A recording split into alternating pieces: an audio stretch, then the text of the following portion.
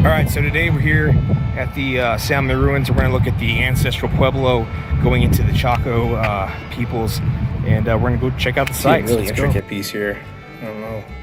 It's got different texturizations and stuff than what we see in Arizona. Then up here, that's really detailed. Look, they'll have like a darker black pattern to them if you see real closely. These almost have like a modern look to them. It's kind of interesting. It's the Chuska black on white that we're seeing. It's the name of it. Once in a while you find these really interesting effigies like this one. This is really, really interesting, the structure and the color. Actually just saying how it looks a little bit less intricate than in Arizona. Then you look at these and the size of them.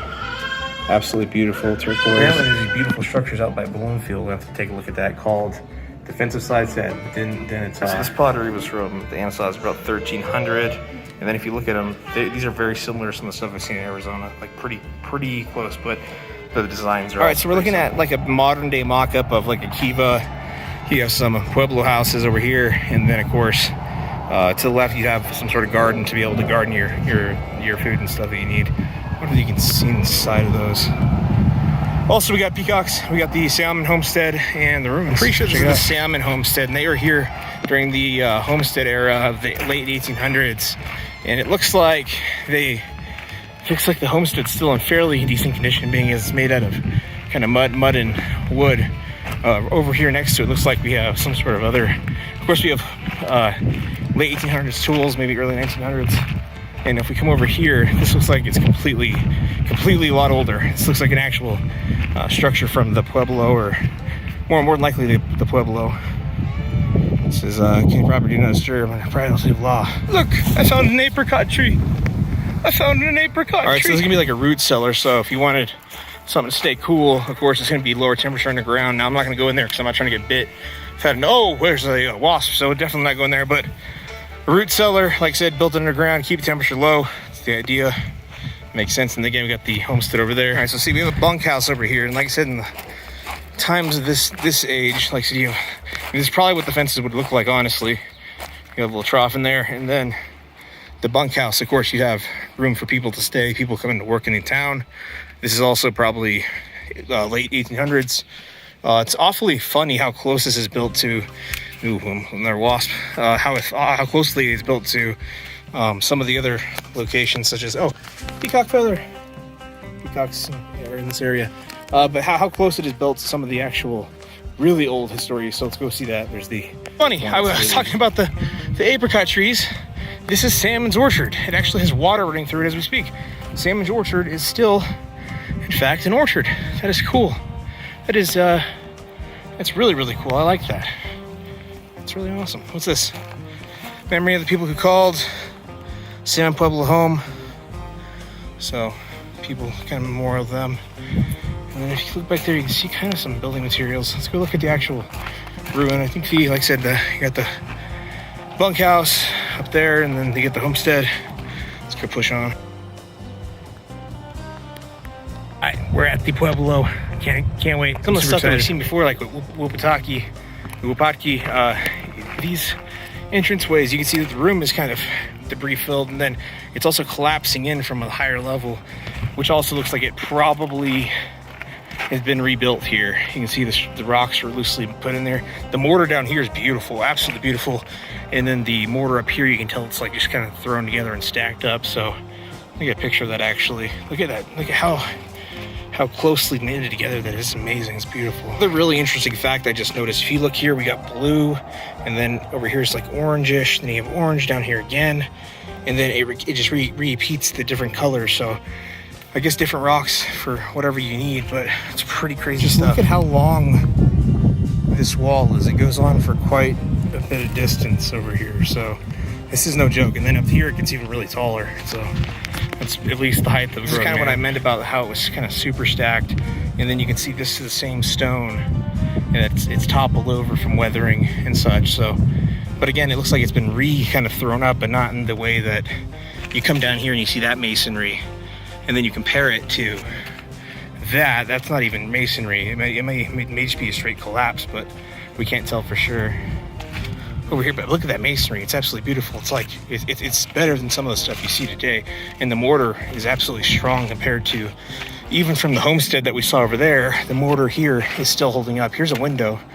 You can kind of see, it's like foot level, so I don't know what this would have been used for, but we saw at Wupatki that these were actually usually at mid-level or high level, so you could see out onto the terrain below us, which I guess technically you could, but it's not going to give you the high ground that maybe Wupatki would give you. We'll see up there what it looks like, but still out here, revisiting history, baby. Actually, a really good look at the mortar. I haven't seen it really exposed except for on top, but you look down here, you can see the mortar. It's like a sandy type mixture, maybe of clay or something. You could probably get that analyzed. I'm not going to take any because, of course, it's illegal, but I'm just looking at it, and you can see the mortar really well here, where the rocks have kind of come off. Really open room here. You can see it's probably a 2-floor room, but the way that it advances upwards is kind of steep as far as the dirt goes. And then same thing right here. If you look at the actual masonry here, the bricks are very well put together.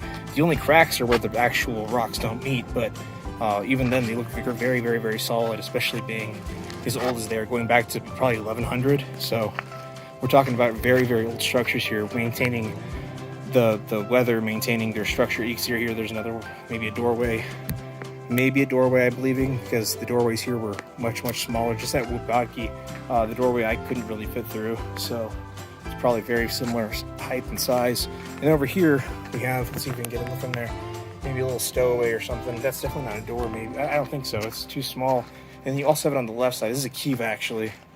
You can tell from the shapes, but then you can see little spots where there's holes in the wall, and then also over here, same thing. It's kind of a little stowaway, maybe for smoke to go out or something, but it's very well configured. Like, the masonry of this place is beautiful. All right, so we're coming around the back side now, and you can see that it still goes on for quite some distance. We're going to be going up there shortly, and then coming back down. So let's look at these structures. Here, this is actually super interesting. You can see a different angle of the first kiva I was looking at, and then directly next door you can see a second one. This one's reinforced with wood, so I don't know if it's not having the same original structure that it had before, or if we're just seeing something different here, because you do see the wood structures that would have protruded upwards. Here's much more look. The homestead, of course, the bunkhouse.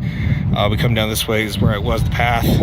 Over there's the 2 kivas, and then you look off to the right, we have another larger room. Now, the size of this room is actually pretty bewildering. It's extremely large for the era that it was in. You can see it's being held back with some like rebar and some plywood to prevent the cave-in from the erosion. That's not good, but this actually looks like it might be older than the previous stuff we were looking at earlier today. And again, you can see it's not really haphazardly thrown together as the other one was. It's a little bit lower in the ground. And as you know, the further down we dig, the further back we go in history. So, but still really well put together. You can still see the wood in that one. This one, you can see the wood maybe rotted out, but again, really low structures, really high structures, really small doorways. So we're going down these steps. It's gonna actually let us into a kiva. So let's go look inside. Hopefully I don't break my ankle. Oh, the entryways are so small. Oh, look at that. I mean, it's way above me. It's probably almost twice my height. And again, you look in here, same old, very, very fine masonry. You can see the rocks, they almost been split to be put here. So it's quite amazing. This one's really interesting because it's got a lot of rooms. It looks like it's probably some sort of communal living spaces. And then give me 1, 2, 3, 4 rooms here, 5, 6, and this one large one. And it's almost a separate area from the last 2. So I don't know why they would be separated, but let's go keep looking. Oh, you can hear the peacocks. The peacocks, my friends. So, like I said, it looks like communal living space due to all the rooms. Who knows? But I see you got a couple of passageways. All right, so now we found what can be called the Grand Kiva, and it's kind of strange because you see 4 will look like maybe spots where they had posts, and then the rest of it's extremely large. So this goes, I mean, it kind of reminds me of the ball pits that we've seen in Arizona, but again, the structure of it only has 1 indent on that side and then none throughout the rest, and then it looks like maybe a smaller room up top.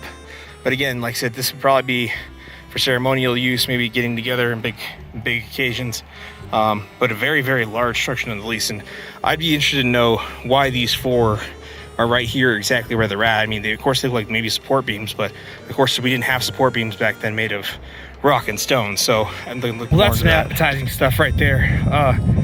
Get out there, revisit some history as the COOF allows. Make sure you like and subscribe to our videos. Make sure you support the movement. We got all kinds of stuff, live stuff, stuff that we're covering. Look up the alien segment we did. Is there evidence for UFOs in Aztec? We're doing deeper research into that. We've been to the spot itself. We'll be posting those videos all soon. If it hasn't come out already, by the time you see this, it will be shortly. We are out here on the trail again, revisiting history. And so please, like I said, make sure to support the movement. We got a lot of stuff to cover, and then we'll be continuing this series as things allow. We should have a lot of really cool stuff coming up with the businesses expanding, and I like it a lot, my friends.